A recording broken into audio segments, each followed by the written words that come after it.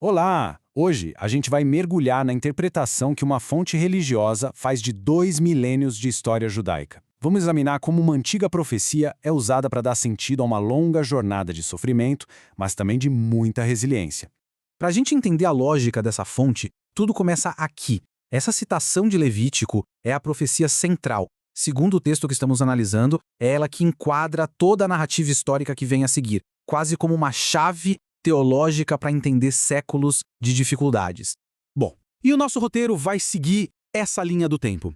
A gente começa com a profecia, claro, depois vamos ver como ela teria se cumprido através do Império Romano, da Europa medieval, dos guetos e pogromes, até chegar no horror do Holocausto e, por fim, na narrativa do retorno. Ok. Então, esta primeira parte estabelece a base de todo o argumento da fonte. A ideia aqui é que a história do sofrimento judaico não é vista como uma série de eventos aleatórios, mas sim como o desenrolar de uma profecia bem específica. E aqui a fonte identifica o que seria o gatilho. Essa declaração que está lá no Evangelho de Mateus é apontada pelo texto como o momento exato em que o povo judeu teria, por assim dizer, chamado para si as consequências daquela profecia. Então, o ponto crucial é este. O texto conecta a rejeição do Messias a uma profecia ainda mais antiga. A lógica apresentada é de causa e efeito, sabe?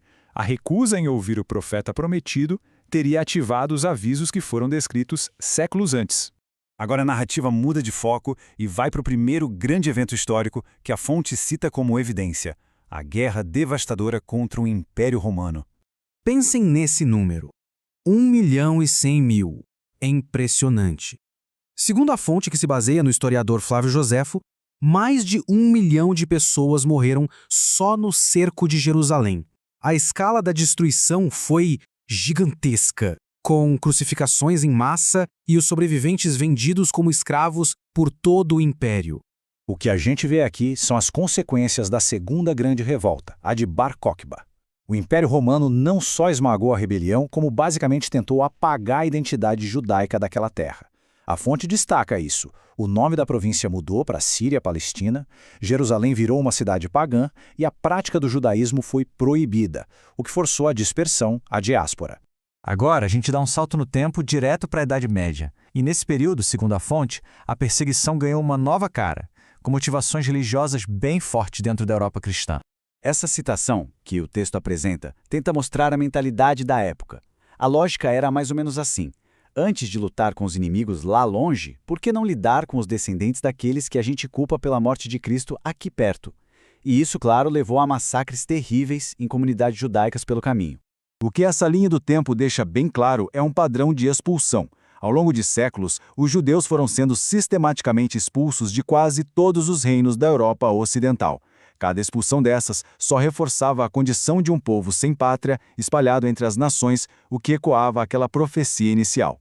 Em tempos de crise, como a gente sabe, a busca por um bode expiatório é quase imediata. O texto conta que durante a Peste Negra, comunidades judaicas inteiras foram massacradas, acusadas de envenenar os poços, mesmo com o próprio Papa tentando intervir. E essa hostilidade toda culminou na brutalidade da Inquisição Espanhola, onde milhares foram queimados vivos.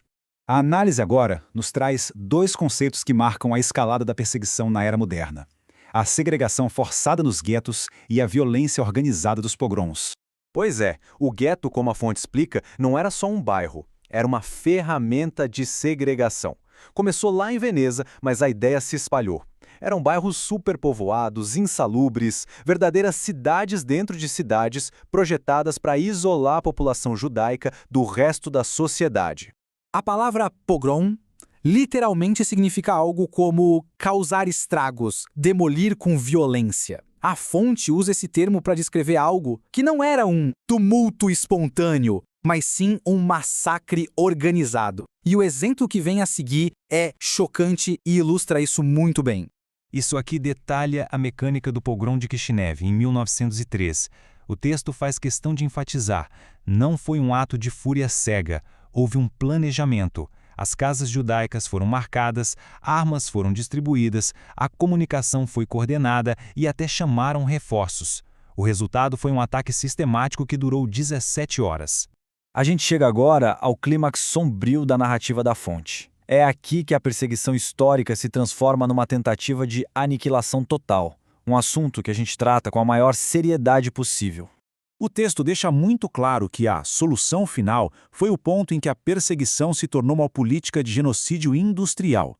O objetivo, apresentado oficialmente em 1942, era o extermínio completo de um povo, usando toda a máquina do Estado para assassinar em massa.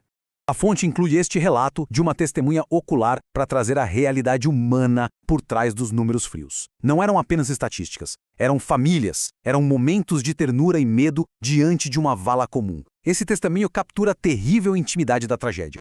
E os números, eles são de uma escala que é quase impossível de compreender. A fonte lista mais de 6 milhões de vítimas da solução final, com mais de 2 milhões de pessoas assassinadas só em Auschwitz. A máquina da morte operava com uma eficiência aterrorizante.